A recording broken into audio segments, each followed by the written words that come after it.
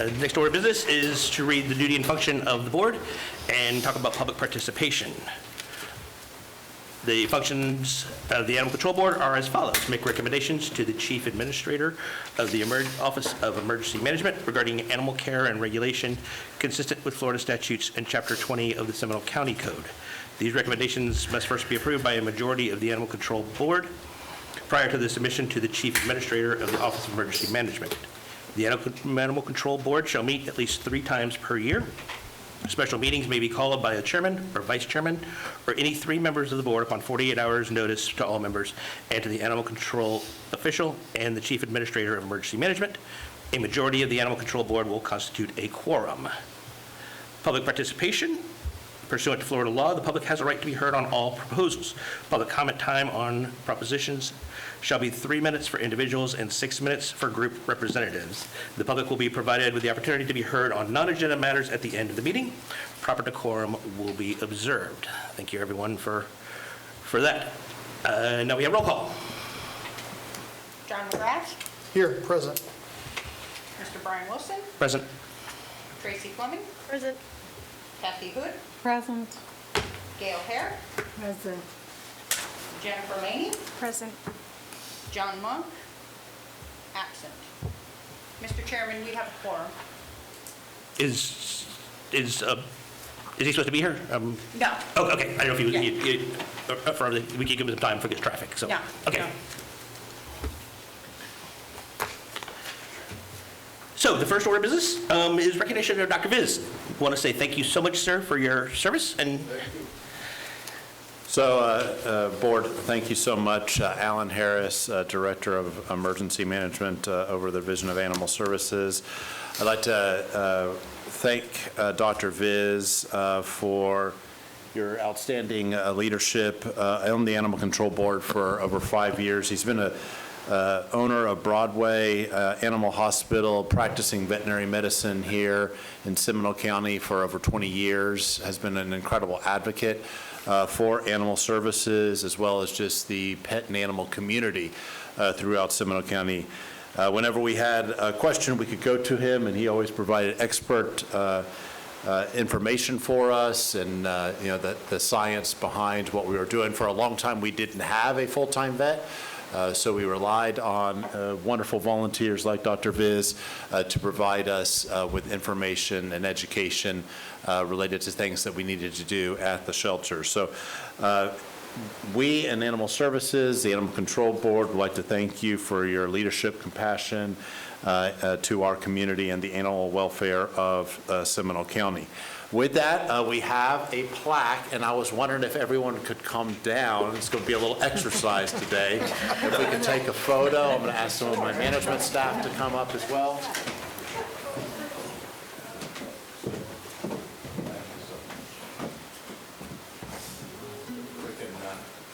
Watch the cord here.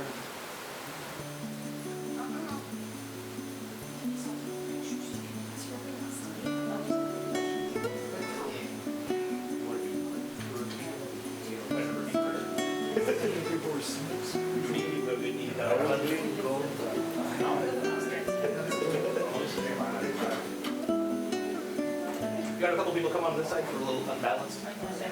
Yeah. Still unbalanced? No, we're good.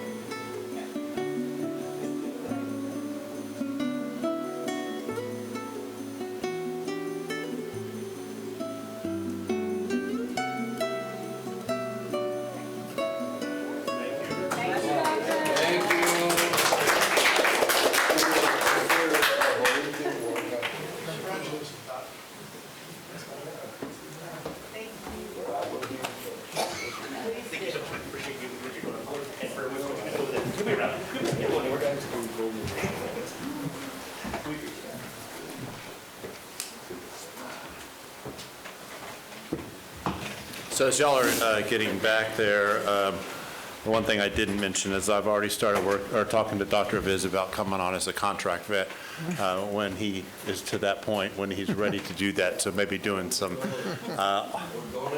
donate time's even better. Seminole County loves donating time. So, but we have lots of events, our vaccine clinics and things like that, where we always can use additional hands and vets for that. So we'll talk a little bit more about that later. Thank you. Okay, the next item on the agenda is we have a new board member. So, Yes, so I'd like to welcome Ms. Jennifer Laney as our new board member. She's been appointed by Chairman Andrea Herr. She will represent us in that district. Jennifer comes from the private sector, recently retired from the JM Family Enterprise, a part of Southeast Toyota. Her family has a long history of public service as well as animal advocacy, and we're real excited to have you as a member of our board. This includes her husband, who is retired from law enforcement, and son, who is a firefighter, and a daughter who works for Advent Health. So welcome aboard. Thank you so much. thank you so much, and welcome to the group. We appreciate you volunteering to be part of this, because this is, we're all volunteers, there's somebody getting paid here, so we appreciate you stepping up. Okay, so next thing is the minutes for the September 11th meeting, and I know a few of you weren't here for the September 11th, and obviously, Ms. Laney, you weren't here at all, so did you have an opportunity to review the minutes? Are you satisfied with the summary that was provided in the minutes? Because that's an issue that's going to come up again in old business. So any questions about the minutes? Any discrepancies from either? I appreciate the summary. I know it was a long meeting, so there was an excellent summary of, brief, but you did better just capture all the points. So I appreciate the job you all do for us. Do I have a motion to accept? I'll make a motion to. Okay, second? Second. All in favor? Aye. Okay, it is there accepted as is. So the first thing we have to do, as we always do at the first meeting of the year, is the election of officers. So first thing I do is I hand the gavel over to our legal representative, symbolically or physically, whatever we would like to do.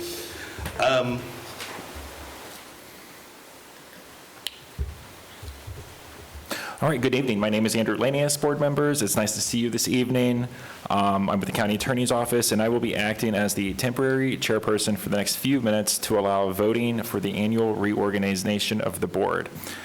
I am hereby opening the floor for nominations of the next chairperson to the Animal Services Board. Does anybody have anybody they'd like to nominate? I would like to nominate Sergeant Monk. Can I do that even if he's not here tonight? Yes. Yeah, okay, that's an open nomination. Anybody have anybody further they would like to nominate? I'll nominate Brian again. He's pretty good. He's been Okay. happy with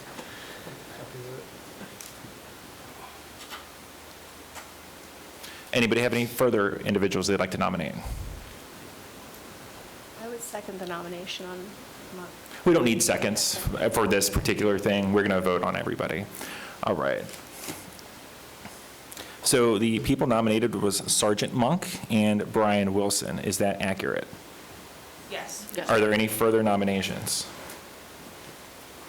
Now, I'm going to need a motion to close nominations for the next chairperson and a second. I'll make a motion to close nominations. Do we have a second? it. Second. All in favor, say aye. Aye. Anybody opposed? All right, that carries.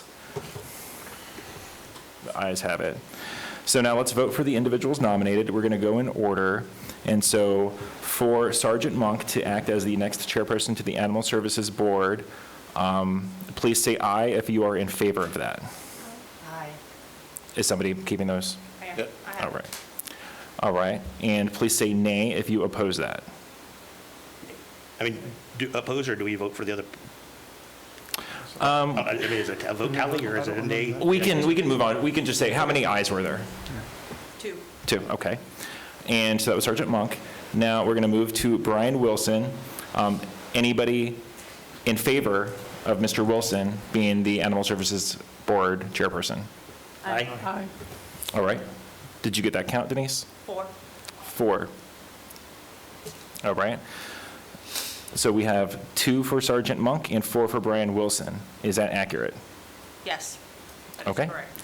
Well, then Mr. Wilson carries. He's going to be the next chair of the Animal Services Board. All right. Thank you for having faith in me.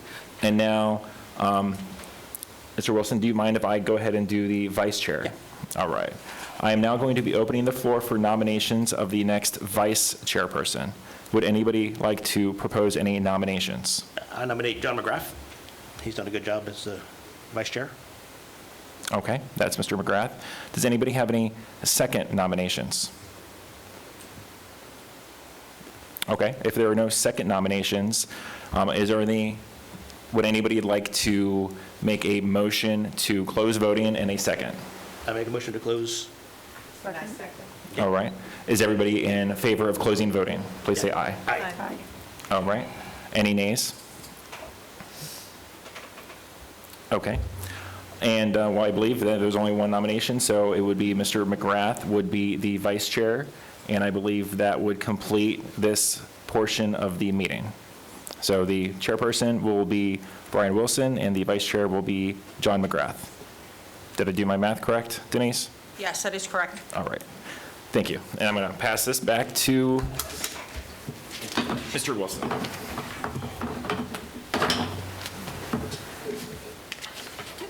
Thank you so much. So the first matter is going to be the addition of rabbits to the retail pet sales ban.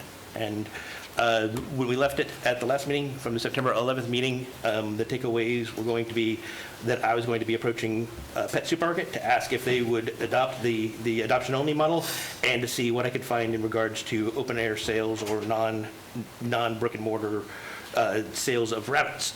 So I went and visited the store. I spoke to the management at the store, and they informed me that they are a corporate store. So all of their policies and procedures come down from the corporate office. And so they gave me a number to call for customer service.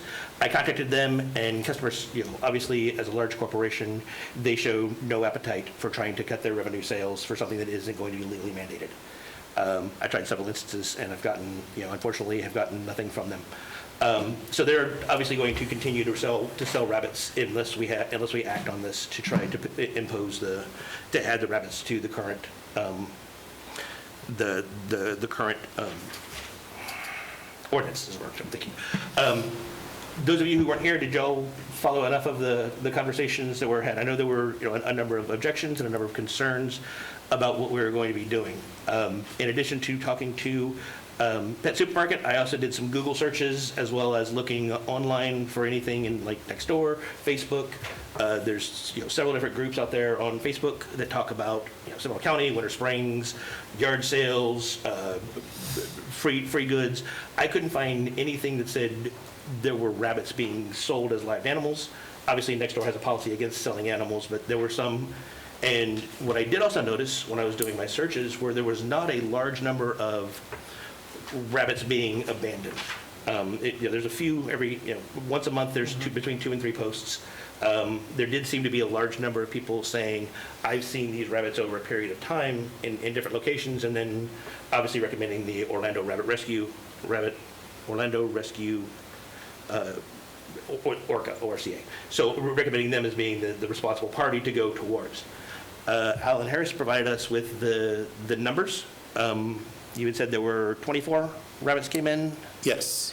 And So we did, you want me to talk, or you want to, go ahead, continue. Like in a month? For 24, can you? No, year and a half. Okay. So we looked at the last 12 months, and 24 domestic rabbits have been turned into Seminole County Animal Services. We've had additional rabbits, but those have been all in traps, and those were very wild type rabbits. So it is difficult for us to know exactly, is it a wild rabbit or is it a pet rabbit? But we know that the 24 were domestic pet rabbits in the last 12 months. That was one of the questions that was asked of us. One of the other questions that was asked of us was about the pet shops. We checked with every pet shop in Seminole County, and except for a Pet Supermarket, which has 3 locations, no other pet shop sells rabbits.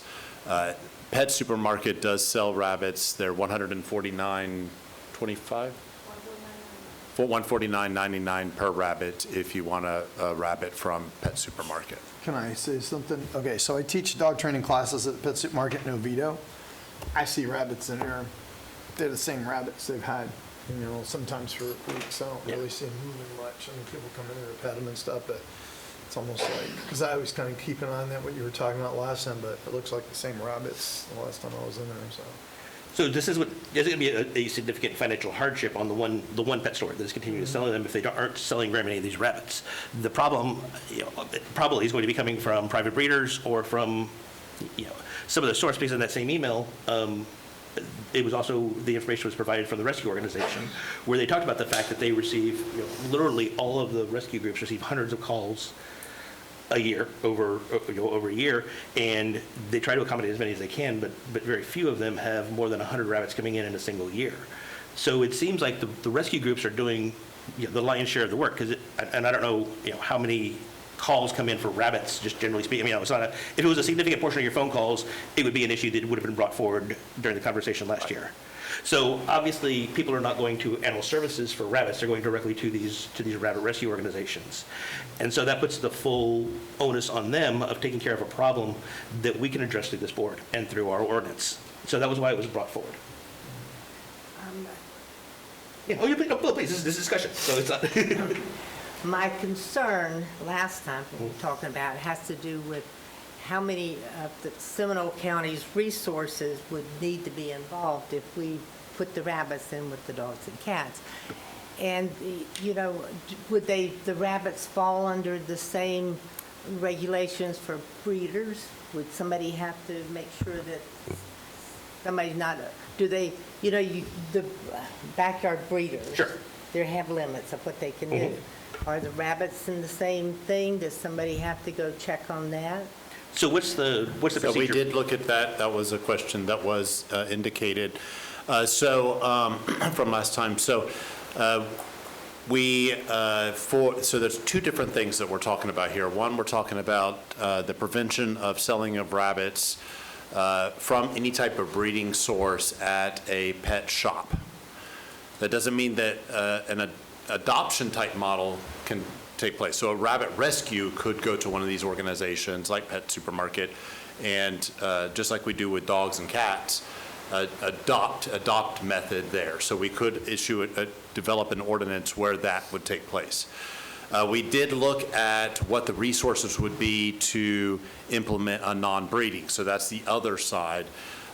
It's a challenge right now, I will let you know. We have a puppy mill ordinance and we have an anti-breeding ordinance here in Seminole County. It's very difficult, and Andrew can talk a little bit more about that, for us proving that. In fact, we're in a situation right now where we know that there's a breeder and they're breeding dogs, and because private property and just the way the court system works and getting access to it, it's almost impossible for us to file. Now, when we checked with other animal service organizations that have issued ordinances similar to this, and some of them are neighboring communities, they have not filed one citation because of the challenges of trying to collect the evidence to go after it. Now, that doesn't mean that we shouldn't do it. It just means that if we do it, it will take a lot of man hours to actually issue one citation trying to get the evidence, certainly going on to someone's private property.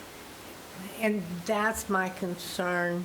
Not that I want to abandon the rabbits. An animal's got brown eyes, I'm in love with it. But I am concerned about the dogs and the cats that are all over the place that need help.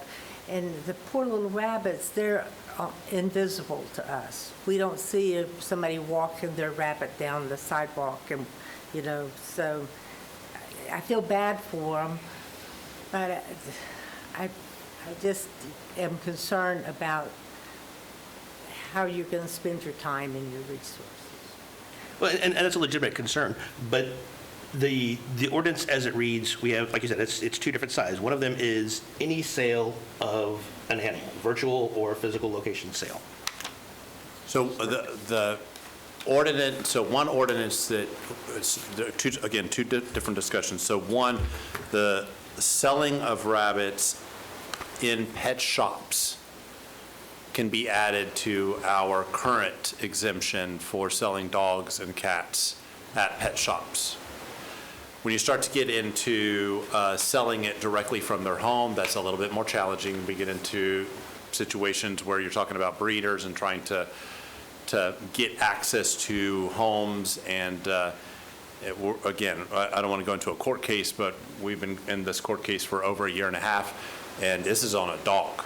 And we know, but to try to prove that, try to go on their property and to try to identify, and it's really challenging. So, one is a little bit easier. The pet shop one is a little bit easier to add to the ordinance, and we go to Pet Supermarket and any other pet shop and say, Seminole County has an ordinance to prevent the sale of rabbits, unless an adoption method is taken. So a rabbit rescue could go to PetSmart or Petco or something like that and do it. We don't want to prevent that from happening, obviously.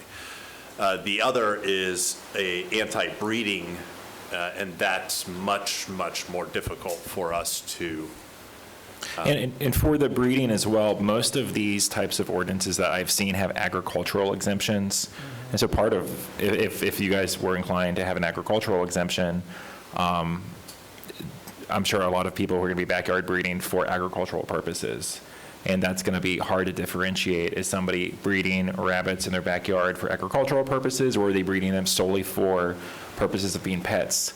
Even if they have a website that says, I'm breeding rabbits for pets, that doesn't make it as easy as one would think. To go to court with a Facebook post that says this person is selling rabbits, well, you can't cross-examine a Facebook post. So that's not really good evidence. And in the court, it's hard to get that type of evidence in court. And so proving that somebody is breeding in their house is difficult, and dogs and cats aren't agricultural. They're not used for agricultural purposes. So if somebody's breeding in their backyard, one could say, oh, they're violating the backyard breeding ordinance. If somebody's breeding rabbits in their backyard, then you have a whole other giant step of, well, is it for agricultural purposes, or is it for purposes of selling pets? And that would present enforcement difficulties, which lots of ordinances, lots of laws have enforcement difficulties. That doesn't make them bad. But I just wanted to give everybody a clear, since it was brought up, I wanted to give everybody a clear understanding of what that would entail. Anybody have any questions regarding that point? Okay, thank you. Sorry, there's one part of that I'd like to. Sure. And it's, so the retail sale, when we talk about, so if we're talking about adding it to just the 20.182, the retail sale of dogs and cats.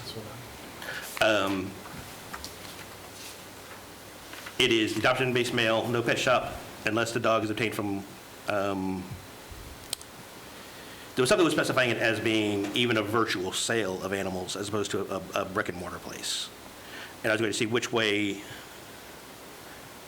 and maybe I may have been reading an outdated version of this ordinance, so I apologize if it. It is an MU code. Again, the difference is, and where we've heard issues, and I'm not going to specifically say a county, but we've contacted a couple counties where the issue is the second the animal control officer goes on there, they say livestock. They say what? Livestock. Oh, okay. And as soon as they say livestock, the animal control officer. Has to stop, yeah, because it's no longer. Case is over. Yeah.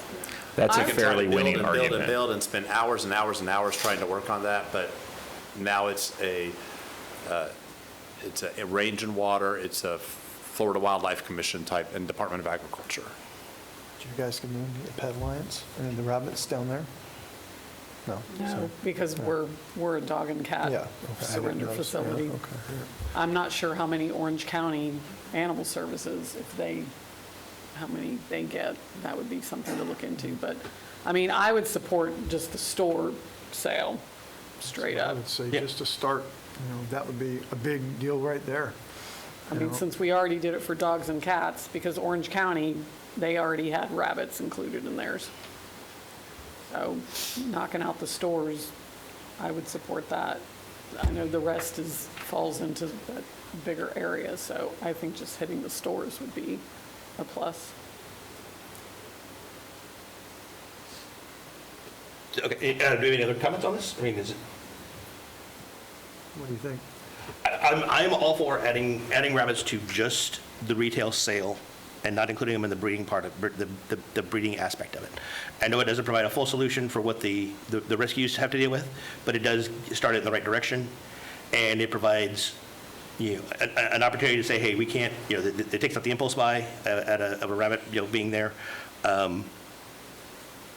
So do we need a motion to, ask that the rabbits be included in the retail sale portion, 20.182?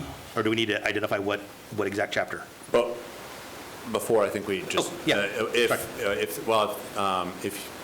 we have to open it up for public comment since this is an agenda item. Okay. So Sorry, you're right. Yep, you're right. whenever you're ready and you want to pull up the public for it, because I think we do have a speaker form for this one. And may I ask? No, not for Not the for this one? rabbits. We do not have a public speaker for the rabbits. Okay. Then Oh, fine, and never before, mind. before the vote, I think there, would that involve an agricultural exemption? Because I don't think that there is an agricultural exemption right now in 182. And if we're adding rabbits, that might be something for you guys to Yes, good discuss. point, good point. Good point. So I would like to make a motion to add rabbits with an exclusion for agricultural.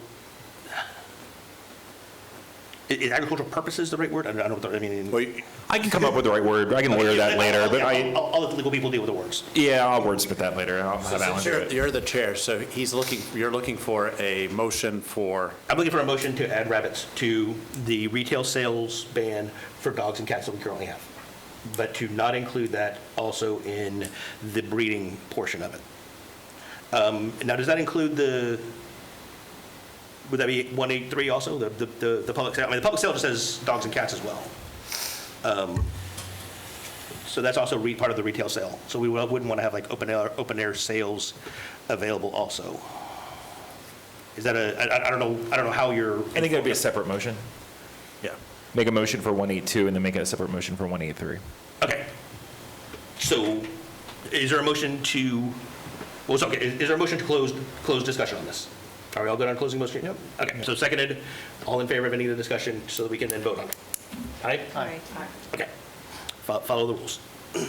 So the first motion I'm going to make is going to be to add rabbits to 20.182, the retail sale of dogs and cats. We're going to advise the Office of Emergency Management to research how they could add that to it and come back at the June meeting with the language so that we can ask that to be promoted to the Board of County Commissioners. So, Mr. Chairman, you're looking for someone on the board, since you're the chairman, to make a motion for this? Yes. Okay, so, So I make a motion. Do we have a second? Second. All in favor? Aye. Yep. Any opposed? One opposed? Okay, the motion passes. So please research how to add that to 20.182. Okay. And then included an agricultural exemption? Including the agricultural exemption. So I would like a second motion to also add rabbits to 20.183, the prohibition of retail sale in public places. We don't want to have open air sales of rabbits. So do I have a second, do I have a motion to advance that to the Office of Emergency so Management? if I may, so this one is a little bit more challenging because flea markets and festivals traditionally are livestock type of operations. So we would have to try to differentiate between rabbits that are there for livestock, 4-H, things like that, that we have events. And then, I've been to a few of those, and they don't usually like sell animals off of the events. The events are more for awards and recognitions and prizes as opposed to like retail sales. any event where you have a marketplace outside. True, yeah. It's a little bit more challenging for us if we came up and they said, this is livestock, we have to be. Sure. Yeah. I just want y'all to be aware of that. We could add it, we could certainly try to enforce it to the best of our ability. I think that kind of falls in that gray area if it's agricultural, so. If we have the agricultural exemption in there, that would allow, I mean, I know that would be the, and unfortunately, like what Alan said, that would be the first line of defense that someone would have of, oh, this is agricultural. But this is just for sale in Pet stores. public spaces. This is not a sale at a private, is it a sale at a private home? This is in public spaces. Public thoroughfare, public common areas, or places of public accommodations, flea markets, festivals, yard sales, medians, parks, recreational areas, outdoor markets, parking lots, or other similar locations. So this is not a private residence. This is not where someone is selling it out of their home as an agricultural animal. This would be at a, like what he said. This would be like the 4-H events or flea markets or Flea World's closed now, so that's not really apply. But, places like that, or like a swap meet kind of thing, public access areas, not private sales, or not private agricultural businesses. So, yeah, I agree that does give them more of an opportunity to say this is an ag animal, but I think it's a good way to at least give, animal services an opportunity to try to keep the number of rabbits out of our community. In people's hands who shouldn't have them. So is there a motion to add it to 20.183? Second. I'll say a motion for it. Okay, is there a second? Second. Okay, all in favor? Aye. All opposed? Okay, we have 2 nays, but 4-2, so the motion carries. So we would like to have that added as well with the agricultural exemption with special care to be paid to make sure we don't create a situation where Animal Services has to do more work to go into a fair or a 4-H or FFA event. Okay. Thank you, everyone. So that concludes old business. New business.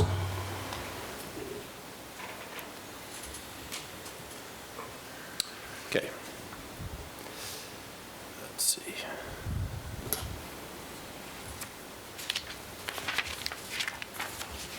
Am I supposed to be, this is me? Sorry. So, let's see, for new business, new business, sorry. We have been asked to review the aggressive dog ordinance and look at the aggressive dog ordinance, and is that what the public comment was on? Okay. So let's, if we could, hear the public comment first, and then based on some suggestions, it may be from you, that we've made some potential modifications to our aggressive dog ordinance, but if we could have our public speaker speak first. Okay. So our public commentary is for Tammy Blakeney? Blakeney? Okay, if you want to come on up to the podium and state your name and address, please.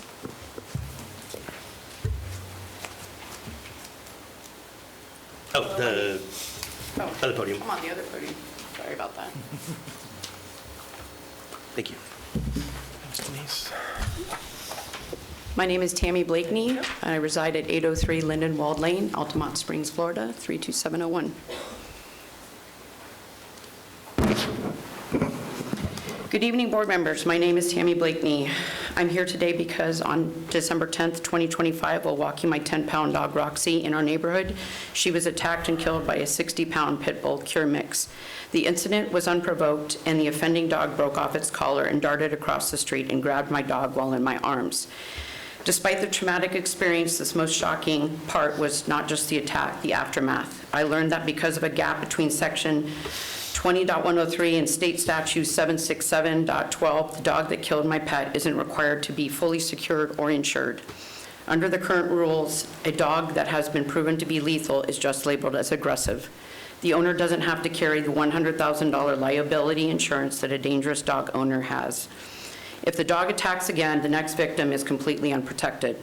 We are essentially giving dogs one free kill before we require the owners to be financially responsible. That is a failure of public safety. The PAMROC Act was passed to ensure that owners of lethal dogs are held to a $1,000 insurance standard, but because of the gap in our local code, the dog that killed Roxy is exempt from the very safety standards the state of Florida intended to provide. Furthermore, under the Dunbar Bite Scale, which is recognized by the PAMROC Act, what happened to Roxy was a level 6 attack. It was lethal, yet because of our current local ordinance, a dog that commits a level 6 lethal attack is still categorized as aggressive rather than dangerous. This label is lethal predator the same way we might label a dog that merely lunges or snaps. I'm asking you to ensure that any level 5 or level 6 attack automatically triggers the $100,000 insurance and secure enclosure requirements. I have handed you a letter along with a draft amendment and a case summary. I'm asking this board to recommend a change to Chapter 20 that requires liability parity. If a dog is aggressive enough to kill on the first offense, it must be insured and secured and held to the same standards as a dangerous dog. I'm asking you to align Chapter 20 with the spirit of the PAMROC Act so that aggressive doesn't become a loophole for dangerous behavior. Let's close this gap before another pet or person is the next victim. Thank you. Thank you, and we're sorry for your loss.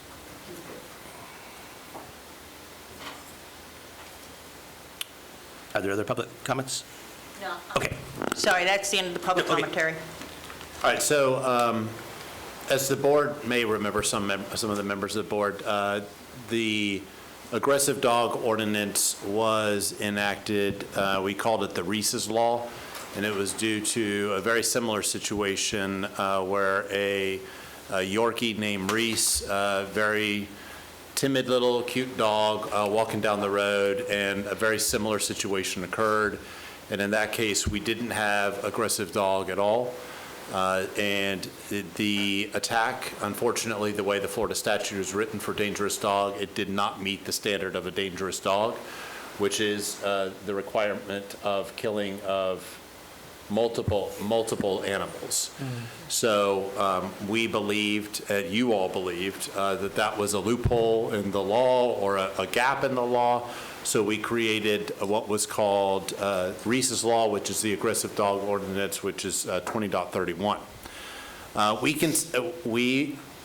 We received the letter through the commission office, and we agree it can be strengthened. I think Reese's Law was a good stab at the first step in creating something that would protect all of us. And it being a public safety issue.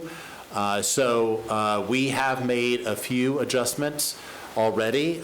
We'd like to get your input, of course, from the Animal Control Board, and then we'll come back with a final look at what that aggressive dog ordinance would be based on your comments. But in your packet, the following suggestions and changes have been added. So the confinement of the dog time has moved from 5 to 10 days. This is to meet Florida statute for any animal that is caught.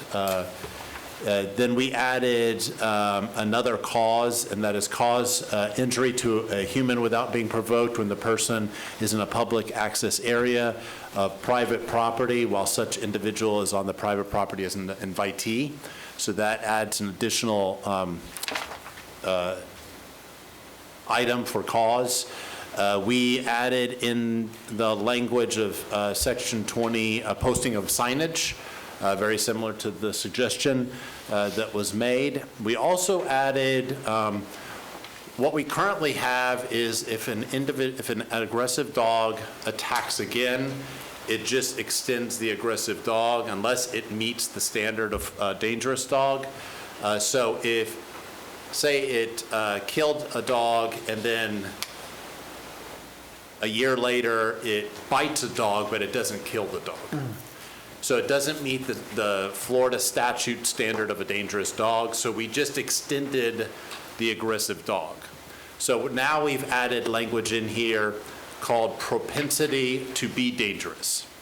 So propensity to be dangerous would be for a lifetime. So right now, if the aggressive dog does not do anything in 2 years, it comes off the aggressive dog list. If a dog does any type of aggressive activity now, it is a propensity to be dangerous, and it remains for the entire lifetime of the dog. Okay?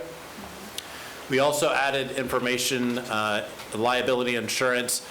We put 50K, so a slight adjustment there, but it does have an insurance requirement there. We also added, so there are only a couple jurisdictions in Florida that have aggressive dogs. It's either nothing or dangerous. Miami-Dade is one of those, and we learned that Miami-Dade, there was a dog that was moved here with the family, And we were notified, but we didn't, there's nothing in our ordinance that says this dog needs to immediately be placed on our aggressive dog list.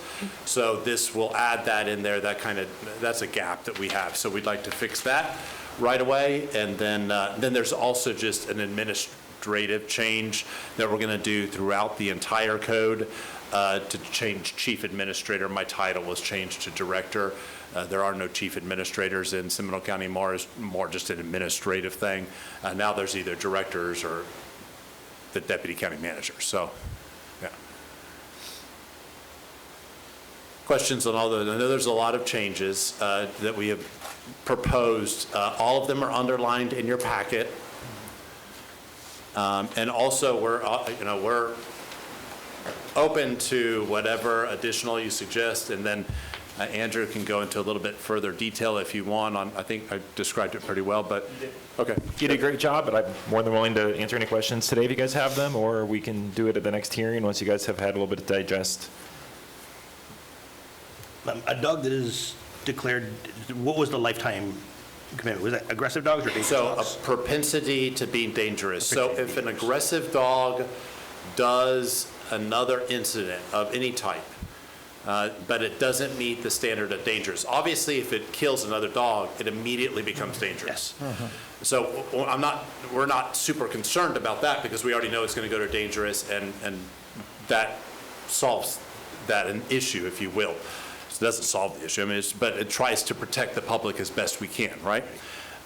For this particular thing, so if the dog killed a dog like Reese, the Yorkie, and then a year, 6 months down the road, attacks a German Shepherd and bites the German Shepherd, doesn't kill it, then it would be called propensity to be dangerous. They would get a formal notification from Field Services, Lauren Watts, of course, being the manager there, and then they would have to, for the rest of their time, and we're going to talk about fees in a little bit with the administrative code, which is a totally different thing, but they would have to continue to register the animal, just like they do for aggressive, but it would be more expensive.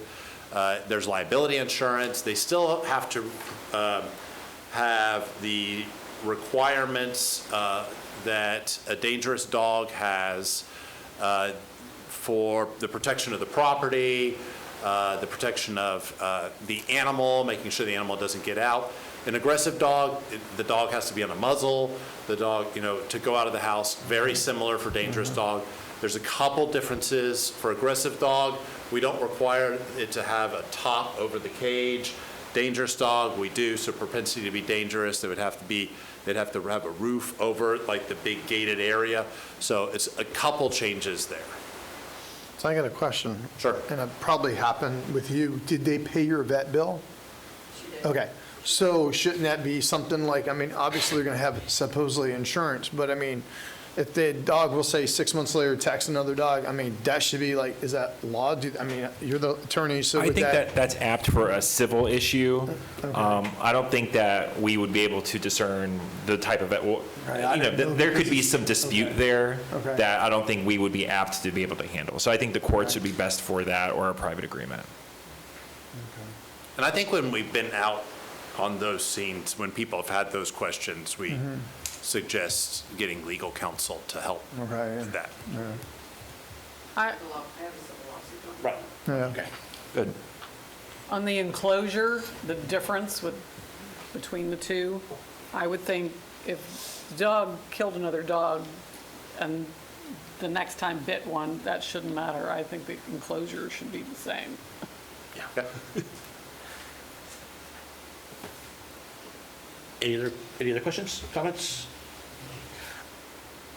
I think we definitely agree. This is a good opportunity to close a loophole, and so I would like to make a motion to accept the changes as presented in our packet to be sent forward to animal. Did you have a question? Oh, okay. Sorry, thank you, Richard. So I'd like to make a motion to accept the. I have a question. There was a suggestion, and that's not in the packet currently, but if that is something that you would like us to write in, we can certainly add language about the type of enclosure that the dog must be in. Because right now, an aggressive dog must be secured in their yard If they come out of their yard, they have to be on a muzzle. They always have to be on a leash regardless, but specifically in this case, they can't go to I mean, there's certain places they can go and cannot go. But we don't have a requirement for a roof structure, correct? Yeah. So if we wanted to add that, then as part of the motion, that should be it, because otherwise we're happy to move forward with this, but y'all, I mean, I just think if it's done at once, Like if it's But not if they live doing in an something. apartment or condo, they're not gonna have an outdoor kennel. So Right, yeah, so that's. Then they're inside the house. Yeah. And if they get out that door, all of a sudden so how are you gonna really regulate that if they're, we'll say they live in a condo and they're whatever breed, pit bull, whatever gets out? I mean, unless they're always supposed to be in their crate at home, I mean, I don't think that's gonna be realistic at some people's homes, I'll be honest, you know? How is that usually handled as a dangerous dog for in a? dangerous, what?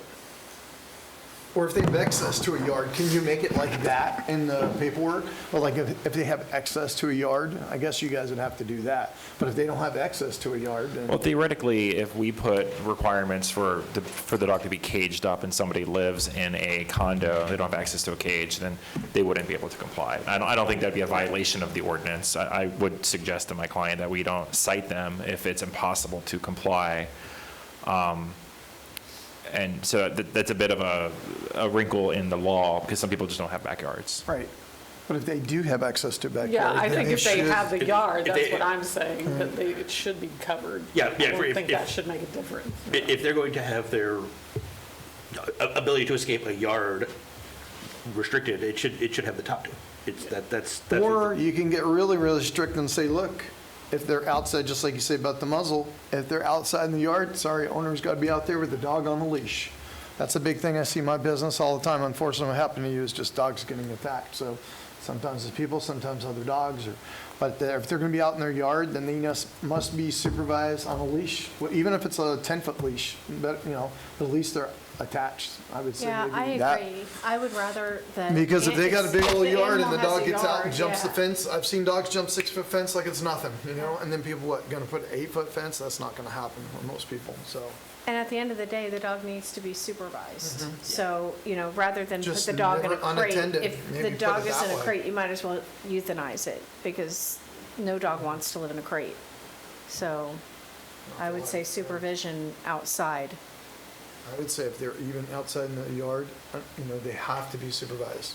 Supervised, leash. muzzled, or, on a leash. Just like if you're in a park and you're running off leash, and you're not supposed to have your dog on the leash, so, yep. If it's off leash, it's on a muzzle, it has a muzzle on, and if they don't want to muzzle it, keep it on a leash. So I don't know if you can put that language in there, but So that's what I would off-leash recommend. muzzle. Well, if it's If walking it's in around the the yard. neighborhood, it should be with a muzzle also, I think. Yeah. because Yes, it has to. Yeah. You're gonna walk past somebody's Has to house, be. I've seen it, and then a dog, hey, there goes that dog that just Muzzle killed my and dog. leash. Yeah. And then if they're in their own yard, it should be on the leash, unfortunately, walk your dog around and go to the bathroom, sorry. Or if they're It's in your their pro- no. yard, if they have a fence, Mm-hmm. if they have the muzzle on in their yard, it should be able to roam free, but I wouldn't let my dog, if my dog is aggressive, I would have a muzzle on it when I let it outside Mm-hmm. and let it roam free. I have seen dogs, and I work in a vet clinic, and we muzzle them. They can very easily bite through a muzzle. Oh, yeah. It's not Sure. as safe. Yeah. If they're supervised, though, if I take my dog outside and I'm supervising it and it's got a muzzle on, Yeah. I would feel confident in bringing the dog outside, supervising it and letting it walk free and not having to keep it on a leash. I Right. mean, if it's that out of control that I can't take my dog outside for a walk and let it roam free, Oh, no, I Then think you should be on the I would- leash. No. There's a lot of people Outside who in don't a have yard? that kind of control. In a your yard? own fenced-in yard, Yes, that's different, that's what I'm right. talking about. But In out a fen- front, yeah. Yeah, no, Oh, okay, I no, thought you yeah. were talking about No, I'm off the leash. talking Yeah, about letting okay. the dog walk Right. in the backyard Right. without a leash, in a fenced-in backyard without a leash with a muzzle on. It should have the freedom to go in your backyard with a muzzle on. And it shouldn't be on a tether the entire time if you're an owner. If you go outside, yes, I agree, leash, muzzle, fine. But if you're in your own backyard, I think that you should be able to muzzle it and let it go in the backyard. I mean, that's just my thought. Otherwise, if you have to crate it the whole time, or it has to be, Well, nobody's going to you crate know, 24/7. yeah. so, I mean, that's just my thoughts. I agree with everybody that an aggressive dog needs to be muzzled, needs to be leashed, but in their own backyard with a 6-foot fence, if you can give the dog some room to at least walk. Or at least be supervised, be out there with your Yeah, I dog. don't believe any Yeah, the dog should be aggressive dog supervised, should at be least be out there, yeah. unsupervised I don't unless think it's in any a crate. aggressive dog should not be supervised at any point. Yeah, Yeah. correct. That's the biggest thing, is if they're supervised, you know, with a muzzle, yeah.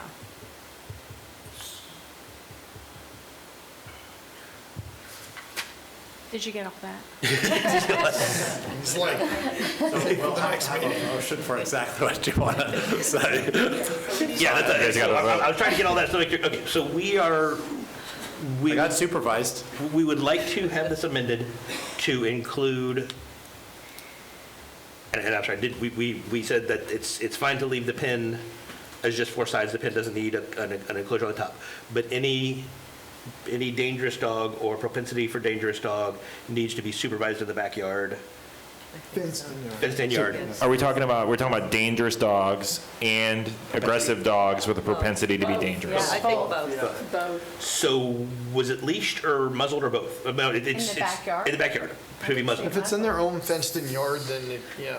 Muzzling should be supervised Supervised. and muzzled, it should be supervised and muzzled? I don't know that should have to be muzzled in his She's own right, I don't backyard. think, but you should be out there with your own Like, dog. you should be out there 'cause, with you your know, dog. I mean, I go Yes, out there with yes, my own yes. dog, I don't trust anything out in the yard just in case. Snakes. It's true. So, You never know. well, it's already the dangerous dog has to be supervised at all points in time? Is that a true statement? Dangerous dogs, yeah, dangerous dogs already got this, so Okay. it'd really be the propensity to be dangerous or aggressive. Would need to have the same Yes, constant same- monitoring? same. Okay, so that, we would like to have that added. Okay, so supervised if they're in their backyard, but we're not necessarily muzzled or on a leash in the We'll say if the backyard. dog did jump the fence and it Then- wasn't supervised, then, sorry, you know, I mean, Okay. after that, it's, you That's, know, that's on the person. That's not on the the dog. owner, and if Yeah, the dog that's gets, not a dog problem, that's a person gets problem. euthanized because of it, unfortunately. I mean, it's. Okay, so, did we get all that? Yeah, so supervised in the backyard, and if they're in the front yard, they're gonna be on a leash anyways, and they have to be muzzled. Public area, yes. Does there need to be a vote? Yep. What, there does? Yes, we already do that, yes. Okay, so we are. Dogs all have to be on leashes regardless in Seminole County, so that we have a leash law, so. Okay.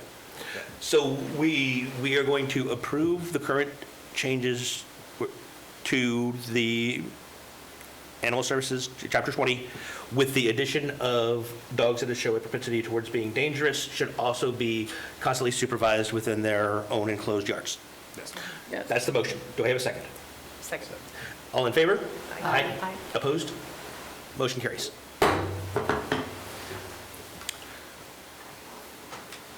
Okay, so, So Animal Services is asking the board to review possible fee changes. A copy of the fee changes are in your packet this evening. I'll go over the fee changes with you. The first fee change is for the registration of dangerous dogs. We propose going from $300 to $500. Registration of aggressive dog, we propose going from $150 to $200. Propensity for a dangerous dog, we didn't have that as an or as a fee. We'd like to add that as a fee to $300. For owner surrenders, so this is for animals that are coming into the shelter. We currently charge $15. We'd like to up that to $25. And if an individual, I just went blank, it was individual and not a resident, it was individual. Yes, so if an individual owner surrenders 4 or more animals, we would require them to pay $50 per animal. So if an individual brought in 5 animals, the first 3 would be 25, and then the next 2 would be 50 per animal. Does that make sense? Okay. We propose changing adoption fees. Dog fees, we propose going from 20 to 25. Cat fees, we propose going 10 to 25. Livestock of over 45 pounds, we suggest going 35 to 50. Small animals, which this was one of the concerns on the, for the individuals that were related to the rabbit rescue, we suggest going from 5 to 15. It's a huge change, but it's change. The Pet Pal program, this is a program where we help individuals that with disabilities. We propose going from $5 an animal to $0. Those are all the proposed changes that we have. Any questions, comments? I think these are reasonable. I make a motion to accept the fee changes as is. I second it. All in favor? Aye. Aye. Opposed? Okay, thank you so much. These.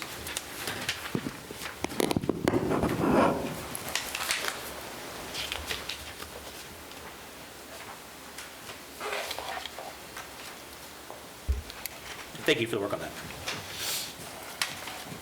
Before we leave, Oh, yes.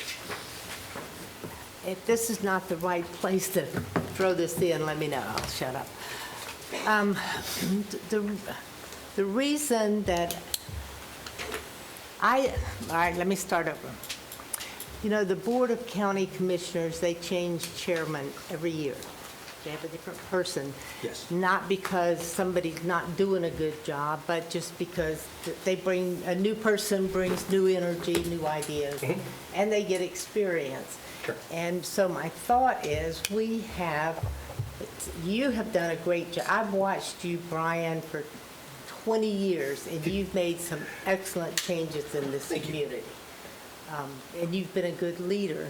But my thought was that John's been here a long time, Sergeant Monk's been here a long time, that if we had a limit on how many years that you could stay chairman, Sure. you know, then we'd give other people a chance to step up and see how it feels. I understand, yeah, that sounds good. And that was my thought, and I would like for the board to think about it. I'd like to ask if we could, if people wanted to, you know, I don't know how to go about doing it, but I would like you to think about it, all of us.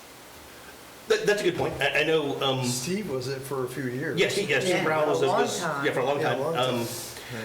The Board of County Commissioners are elected officials, and so, you know, the people who do vote them in, I think that's one of the reasons they have gone to this rotating chairmanship. They, you know, you and I have both been involved enough in here in Sonoma County. We've seen multiple iterations of Animal Services, multiple iterations of both the employees at Animal Services and the county commissioners come through. So I think they've kind of come up with this rotating role so that they can each show leadership for the voting populations. We're an appointed board, and so we are here as a reflection of our individual appointee. So it's a little bit of a different thing. We're responsible to a different group of people. I do understand what you're saying. You know, having new people and new ideas is not a bad thing, but that's also why we do the votes internally. You know, we make our own decisions. We're a different kind of board. And actually probably all the boards are like this. I'm not in any other board, so I can't speak to whether they do or don't do, you know, annual elections. But that's why we have the annual elections. And I appreciate the idea. It's got some merit. Everyone has ideas on how to be doing things and a new perspective or a new leadership. You know, you and I have both been here long enough that we know, you know, I mean, I've been a resident of Seminole County for more than 30 years. We have seen where this room would be full, and it would not be really this polite I remember when we had They were horrible. deputies. There were, come yes, to the there were, meetings. yes, Remember people. in the dangerous dog hearings in 3 hours and So- we were escorted out to the parking lot? So yes. That's So the this point. is an ordinance, so we can certainly adjust the ordinance accordingly. So it would be, so right now, the Animal Control Board, you serve for 2 years, so you have 2 years left, and can be reinstated for an additional 2 years. Each year, we elect the chair and vice chair. There's nothing in here that says that there needs to be a spirit of rotation. we could certainly add that. That would be an ordinance change. We would need to change that in ordinance, but we can do that. We're talking about ordinance changes right now. If that's something that's the will of the group, we could say every 2 years. It's really up to, do you have a 2-year term? Do you have a 3-year term? Whatever that is.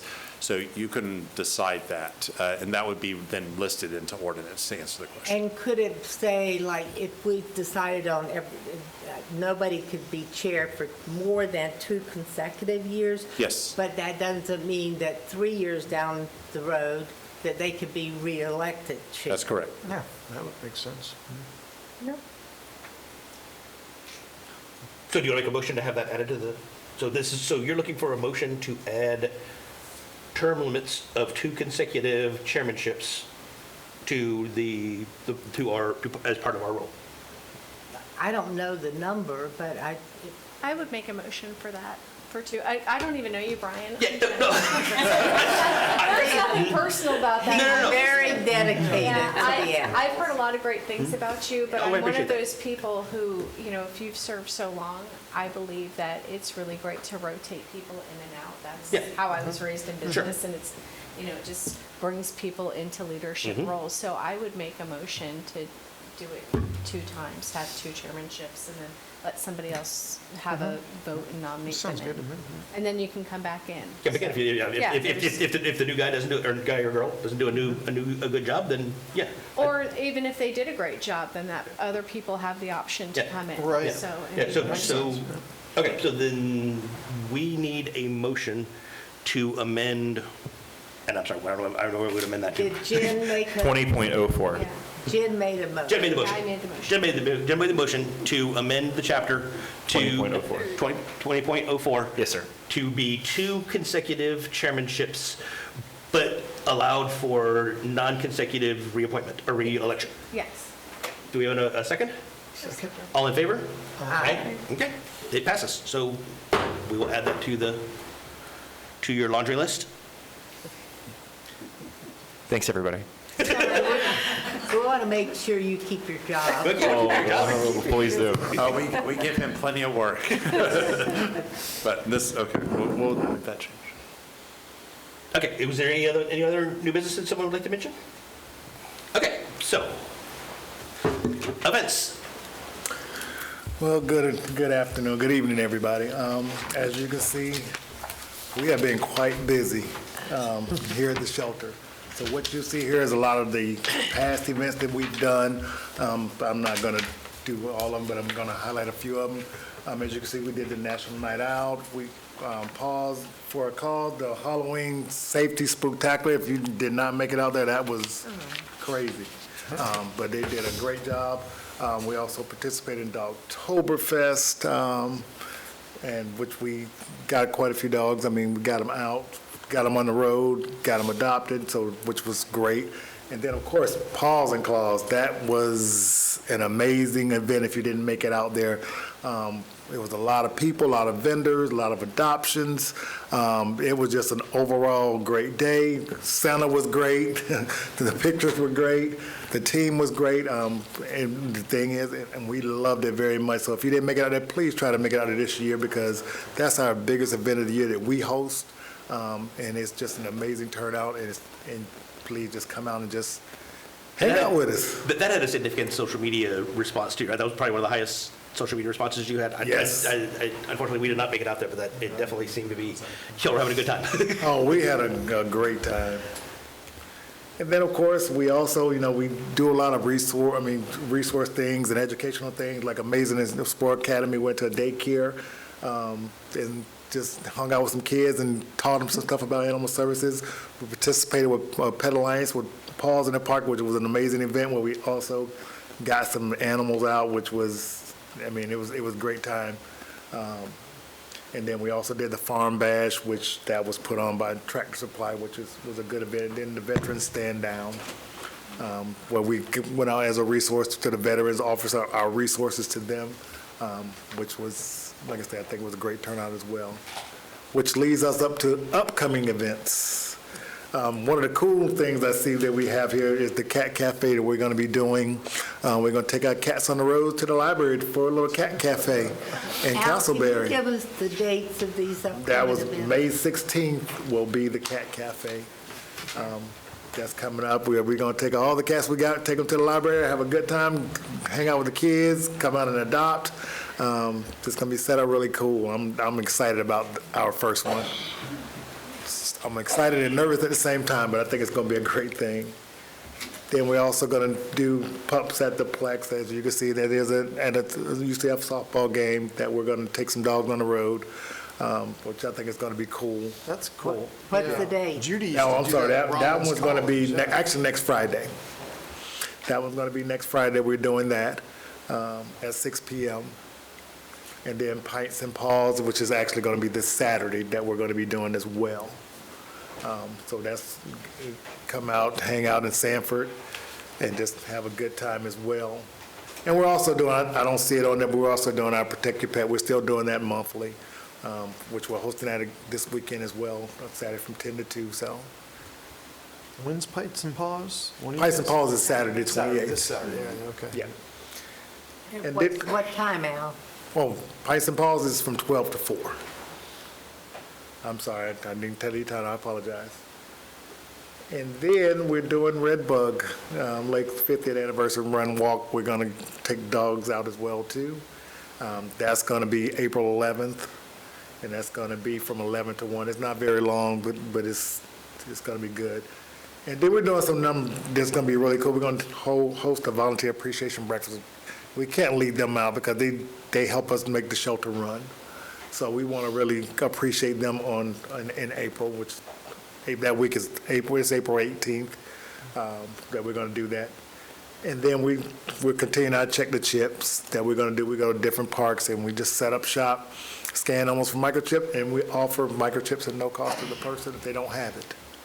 So that's something we're doing. So for right now, that's it, but stay tuned. So that's all I have for now. That is more than enough, and thank you so much for all the great stuff y'all have done at the end of last year and what you got coming up.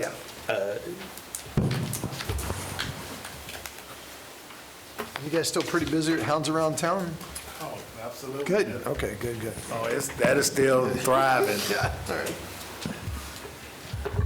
Okay, the next item on the agenda is the reports. Anyone have any questions on the reports, comments?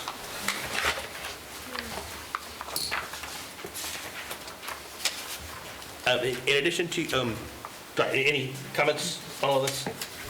Remember, also go to our website at any time, SeminoleCountyPets.com, and there is a dashboard there. You can click on anything in the dashboard to get length of stay, how many animals we currently have, what our occupancy levels are. All kinds of statistics are available on our dashboard. You can even get down into months, individual months, or over a period of time. You can break down into any kind of statistic you want.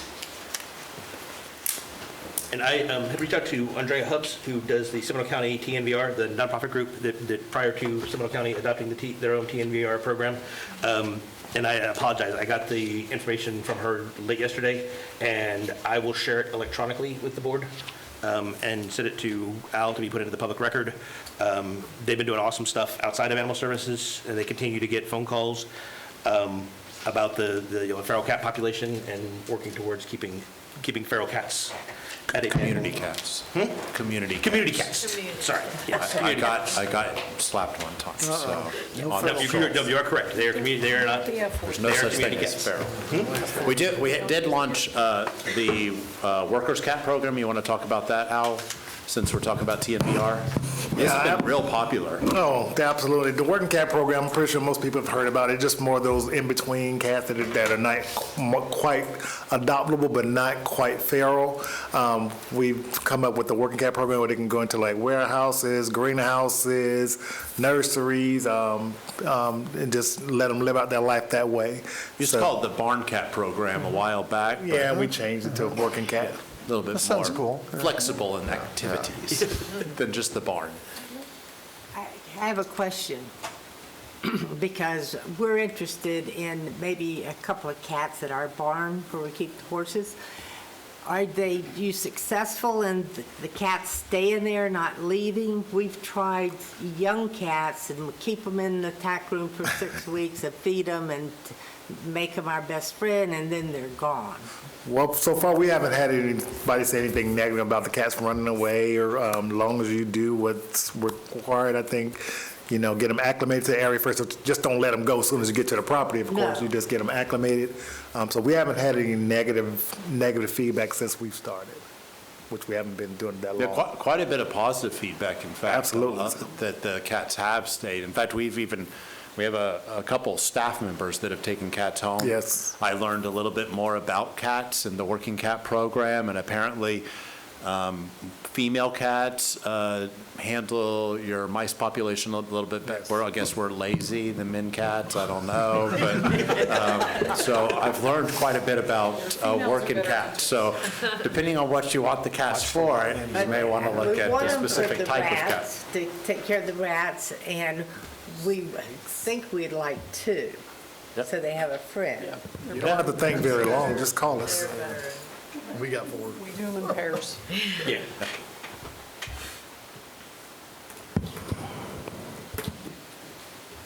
Okay, any other comments? All right, non-agenda public participation? Yes, we do have a public commentary for the non-agenda Okay. item.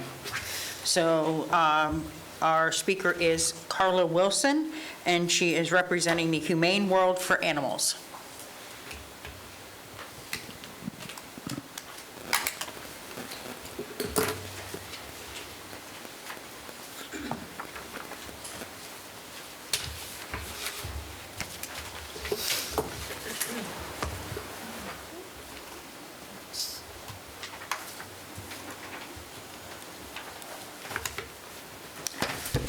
So, good evening. I'm here today representing the Humane World for Animals, formerly the Humane Society of the United States. And I'd like to talk to you about cat declawing. Imagine for a moment that to prevent you from typing too loudly or scratching on a piece of furniture, that a surgeon amputated your fingers at the last knuckle. Every time you walked, grabbed a door handle, or tried to balance, you felt the jagged edge of bone against your nerve endings. This is not a scene from a horror movie. This is what happens to cats in our community every day under the guise of a simple nail trim. Declawing is not a manicure. It's a series of 10 to 18 painful, unnecessary amputations. And I'm here tonight because I would like to see this humane procedure banned within Seminole County. It's time to treat our feline residents with compassion and prioritize their welfare over human convenience. Many people are under the misconception that declawing only removes the nail.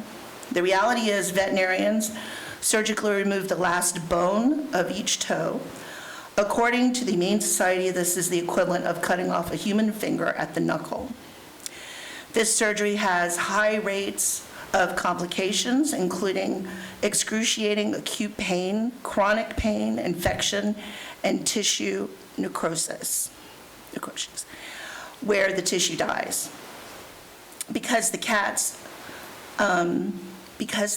are digigrades, meaning they walk on their toes, removing these bones fundamentally change how they walk, often leading to chronic back pain and arthritis as they compensate for their missing digits. When a cat is declawed, they lose their primary defense mechanism, leaving them vulnerable if they were to escape outdoors. Furthermore, the pain and trauma often lead to severe behavioral issues. Studies show that declawed cats are more likely to develop litter box aversion because the litter hurts their amputated paws, leading them to soil homes, furniture, the very thing the guardians were trying to avoid.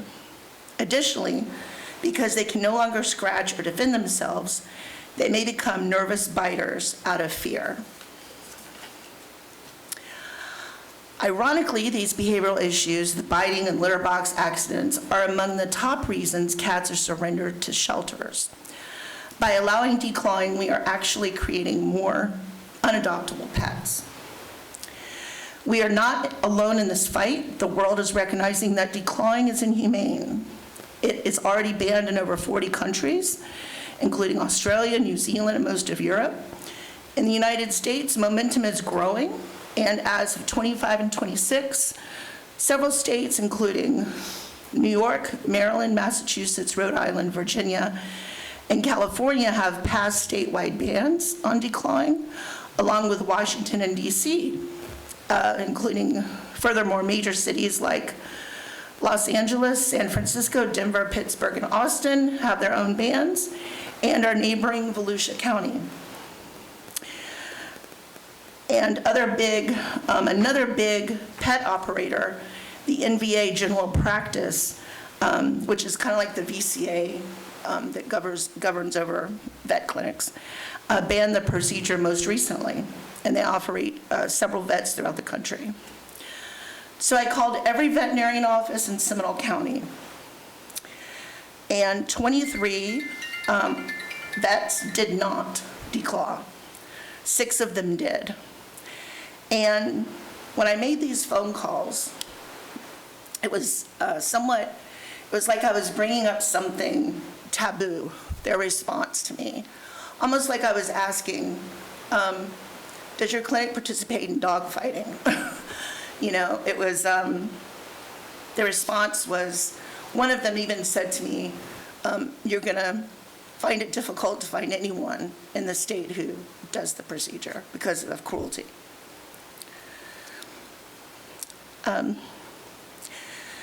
So I think it's time for our community. Seminole County has done so many great things for animals, to join this civilized and compassionate movement. Let us be the place that continues on with the great animal welfare practices and procedures that we put into place, and choose the welfare and safety of our cats over a sofa.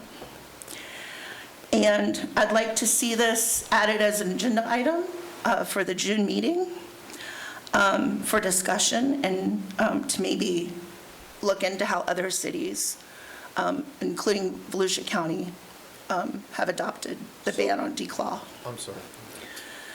And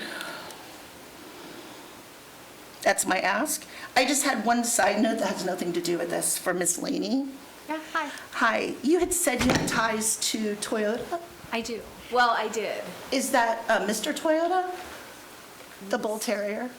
No, so I have a Sorry. background with JM Family. Okay. So JM Family is Southeast Toyota. Southeast Toyota distributes all the new Toyotas to all of the dealers in Florida, Georgia, North Carolina, South Carolina, and Alabama. Okay, Mr. Toyota is Toyota of Orlando and Toyota of Claremont's dog that used to be used in their advertising. Okay. So it's Gotcha. 6 degrees of separation that I would know. okay, awesome. Love I've those never Bull personally Terriers. met that Bull Terrier. Yeah. I've met the dealer who uses him, so. He's like Trooper, Oh, yeah. the dog kind of, Trooper's Law yes. that passed. Okay, thank you. You're And welcome. welcome. Thank you. Thank you. So I would like to see this added to, would we have enough time to get this into the current revision of the ordinance if we bring it up? Yes, so we're not bringing we'll bring these ordinances back with the adjustments that were recommended at the next meeting, which is in June. We plan to, based on the decisions of that Animal Control Board meeting, plan to bring a public hearing to the Board of County Commissioners in July. It probably will be the second meeting in July, because we were slated for July 14th, but we may need a little additional time, but Would that allow you enough time before the June meeting to bring forward the language to? if you all, there's been no motion yet, so y'all need to make a motion and Do tell us we- what to do. Does this board have the authority to say to a clinic, you cannot do that? The board can So- pass, may I? The board could certainly, well, this board is an advisory board. So you can certainly make a motion and have me do the work and vote on something. And then Alan would then take it to the Board of County Do Commissioners. they have the authority? They could pass an ordinance that bans declawing in the county. Yes, there is no state statute that prohibits that, and there are other jurisdictions that currently have that, and they're still pending laws. They haven't been challenged and overturned yet. Okay. So yes, the Board of County Commissioners could do that, and you guys are a part of that process. Okay. So do we have a motion to ask? I have a question about declawing, and maybe you would know more about this. Aren't there two ways, and I don't know a whole lot about declawing, but are there two ways to declaw? I know that there's a surgical knuckle way, and then I was under the impression that there was a laser So way. there's two methodologies, and unfortunately, Dr. Biz is not here. I just don't know, so before we pass a motion, like, are we So saying that? it's all the same thing. Yeah, I get it, but- The cat claw is like physically attached to the bone, and they basically de-toe them, you know, that digit gets removed. Whether it's done with a scalpel or a laser is the methodology. They're still Okay. both the same. The digit is removed, and it's still, So that's the painful. only way that they can declaw a cat is by yeah, removing yeah, the it's knuckle. Okay. it's like a fingernail where you can, you know, Okay. pull it off and just have this, you know, I know people have had fingernails lost where you wet up your skin. You can't do it. Their physiology is not there, from what I Okay. understand. I'm not a vet, so I can't, you know. Well, I mean, y'all know, I know y'all know declaw at the vet clinic, so. No, we don't. We're highly against it. Spain safe. Pet Alliance does not declaw you. Yeah, most veterinaries medicine doesn't do that anymore. Well, yeah, like Carla said, only 6 out of 23 would. Yeah. And I really, you know, don't see that being a suggested, It's almost like it's getting further and further away, just like. yeah. And my, if I could interpose, my understanding of a big chunk of these types of ordinances is there is a exception for if the vet thinks it's medically necessary. Oh, yeah, yeah, Whatever yeah. that would be, I don't know, Yeah, but. if an animal has a toe cancer or something where they need to have it medically, yes, and that's usually exclusions are put in there that says if a veterinarian determines it is medically necessary for the welfare of the cat. Yes, that would be a problem. So, and, sorry, I know we already ran along. So, I would like to make a motion that we, oh, sorry. No, I want to make a motion that we ask our legal representative and Alan. So as the chairman again, you're looking for a motion. I'm looking for a, you're right, I'm sorry, I'm Yes. looking for a motion to ask Animal Services. I'm trying to make you the chairman. I'm I- trying, no, no, I'm trying I- my darndest. No, I appreciate. I You keep can't forgetting. make the motion. I can't make the motion, so we have to ask for permission. Yes, thank you. Keeping it legal and honest. I Yes, appreciate it. try it. So I would like to make a motion. Okay, so we have a motion, second. All in favor? Aye. Thank you all so much. All right, so I just want to make sure that Sorry. we understand very clearly, then this will be prohibiting elective declawing unless medically necessary procedures are required by the veterinarian. Correct. Okay. Worded perfect. All right, so our next item, the meeting agenda. Has everyone had an opportunity to look at the dates? Do they work for everyone? I know we don't have all calendars in front of us, but can we accept those as the next potential meeting dates? And if needed be, we can realign it like we had to do here today because of room availability or people availability? So it looks like we've shifted to the first Thursday of the month? Is that what's happened? No, this is the only thing Yeah, we've done. so just so everyone is aware of what has happened is, code enforcement has shifted their meeting date, meeting times, not their date, but their meeting times. They always met on the same day that we did, but they have shifted their meeting time back an hour. So it was either we shift our dates to a different week, or our meetings are shifted back to, at the earliest, 7 PM. And code enforcement could easily blow through 7 PM. Correct. And go even further into that. Correct. So as Just an added FYI. precaution, we just shifted the date out to the first Thursday of every month.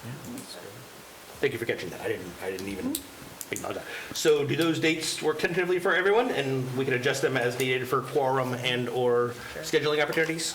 Yes. All in favor, make a motion to accept? Second. All in favor? Aye. Motion to adjourn? Second? All in favor? Have a great night, everyone. Thank you so much.